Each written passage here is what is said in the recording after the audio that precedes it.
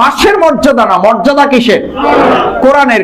কোরআনের মর্যাদার কারণে যে মাসের মর্যাদা বেড়েছে, সেই কোরআনের সাথে মাসের সম্পর্ক হলে মাসের মর্যাদা যদি আল্লাহ বাড়িয়ে দেয়, আজকে আমি যদি সিদ্ধান্ত নিয়ে এখান থেকে বেরোতে পারি ওই কোরআনের সাথে আমি শফিকুল ইসলাম সম্পর্ক করব, আমার মর্যাদা বাড়বে না কমবে?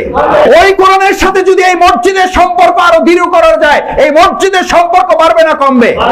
ওই কোরআনের সাথে যদি এই নাজিরপুরবাসী সম্পর্ক করা যায়, এই নাজিরপুরের সম্পর্ক মর্যাদা বাড়বে না কমবে?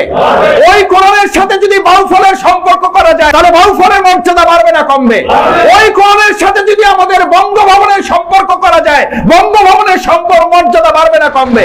ওই কোরআনের সাথে যদি জাতীয় সংসদের সম্পর্ক করা যায়, তাহলে জাতীয় সংসদের মর্যাদা বাড়বে না কমবে? ওই কোরআনের আলোকে যদি এমপি তৈরি করা যায়, তাহলে ওই এমপির মর্যাদা বাড়বে না কমবে?